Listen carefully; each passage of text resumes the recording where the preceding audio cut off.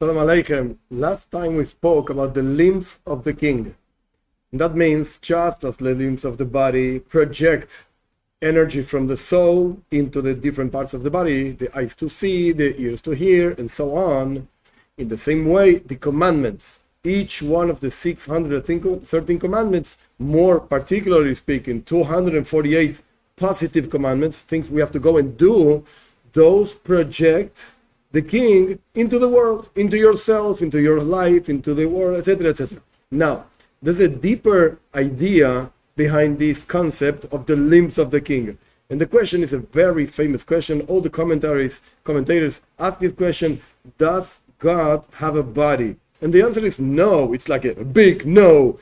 God doesn't have any body, doesn't have a shape, doesn't have a form, doesn't have a face, etc., etc. However, we do find in the Torah itself, we do find in the 5 books of Moses and in the prophets that God actually has shapes. What does it mean, shape? Like an ancient man with a white beard. And then he says that God took us out of Egypt with this strong arm. and what does that mean? And God sees, and God hears. How does he see? How does he hear? What does that mean? So, in order to understand this, we have to think out of the box. And the idea is like this. Simple, but very deep. The idea is like this. When you have a doll, like a girl playing with a doll, and the doll has an arm. Now, is the arm of the doll like the real arm?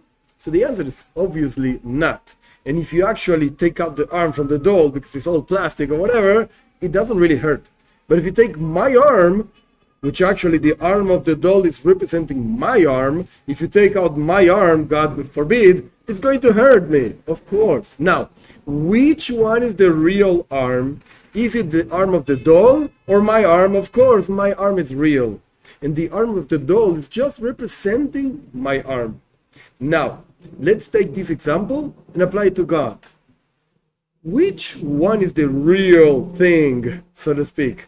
We, as human beings, or God, as the complete and perfect being? The answer is obvious, God. So when the Torah says that God has an arm, that God has eyes, that God has ears, and so on, those are the real ones. And our arm, which actually looks like a real one, hey, and if you take it out, it hurts. No. This arm is just representing something very abstract, which we do not understand, but this arm is actually representing the true arm, which is God's arm. Do I know how it is? No. Does it have a shape? No. Does it have a form and a weight? No. Just like the arm of the doll, it's not exactly like my arm. Even if the doll is like a perfect doll, whatever, if you take out the arm, it's not going to hurt the doll. It's just a piece of plastic.